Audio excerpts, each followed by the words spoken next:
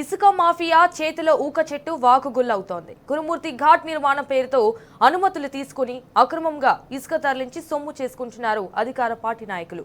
అధికారుల కనుసన్నల్లో రాత్రి పగలు తేడా లేకుండా ఊక చెట్టు వాకును తోడేస్తున్నారు. అభివృద్ధి పేరుతో అక్రమ దందాకు తెరలేపిన హస్తం పార్టీ నాయకులు సహకరిస్తున్న అధికారులపై చర్యలు తీసుకోవాలని స్థానికులైతే డిమాండ్ చేస్తున్నారు.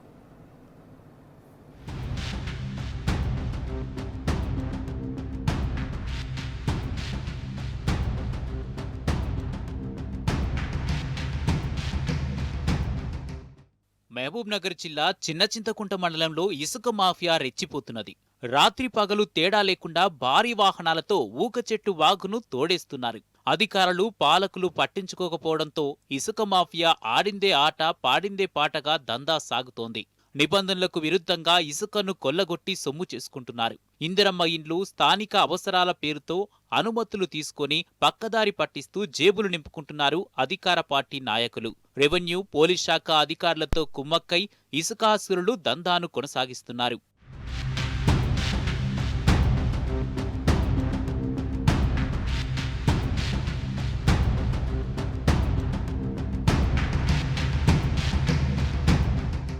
నిబంధనలకు విరుద్ధంగా నడుస్తున్న అక్రమ ఇసుక దందాతో ప్రభుత్వ ఆదాయానికి గండిపడుతుంది. ఒకవైపు జిల్లా అధికారులు ఇసుక అక్రమ రవాణాను ఉపేక్షించేది లేదని హెచ్చరిస్తున్నా మరోవైపు అక్రమార్కుల దందా 3 పువ్వులు 6 కాయలుగా విరాజిల్లుతోంది. ఉన్నతాధికారుల ఆదేశాలు కింది స్థాయి అధికారులు లెక్క చేయడం లేదనే విమర్శలు వినిపిస్తున్నాయి. కాంగ్రెస్ ప్రభుత్వం అధికారంలోకి వచ్చాక కురుమూర్తి స్వామి ఆలయానికి ఎలివేటెడ్ కారిడార్ ఘాట్ రోడ్ నిర్మాణం పేరుతో కోట్ల రూపాయల విలువైన ఇసుకను అక్రమంగా తరలిస్తుండడం జిల్లా వ్యాప్తంగా సంచలనంగా మారింది.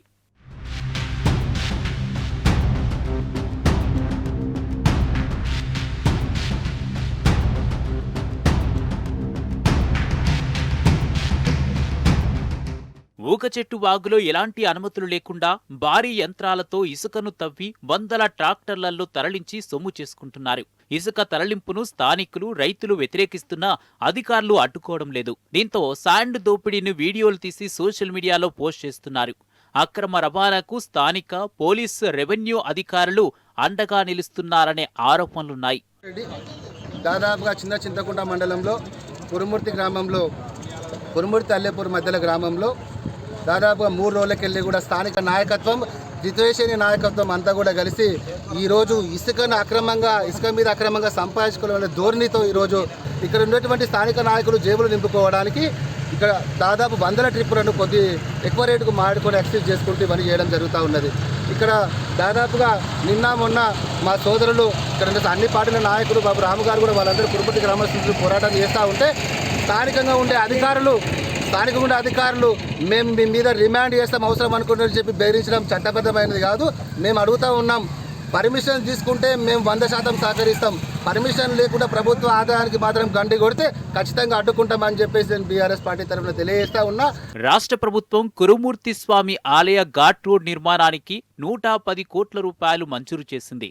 అందుకు ఎంత మేరకు ఇసుక అవసరమవుతుంది?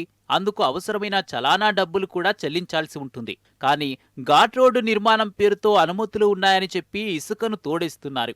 1000కి పైగా ట్రాక్టర్ల ఇసుకను తరలించి జోబులు నింపుకుంటున్నారు అధికార పార్టీ నాయకులు. పెద్ద మొత్తంలో ఇసుక అక్రమ రవాణా జరుగుతున్నా అధికారులు మౌనంగా ఉండటం ఏంటని స్థానికులు ప్రశ్నిస్తున్నారు. మాఫియాకు సహకరిస్తున్న ఆఫీసర్లపై చర్యలు తీసుకోవాలనే డిమాండ్ వినిపిస్తున్నది. ఈ వ్యవహారంపై కలెక్టర్, ఎస్పీ స్పందించి చర్యలు తీసుకోవాలని పలు గ్రామాల రైతులు, ప్రజలు కోరుతున్నారు.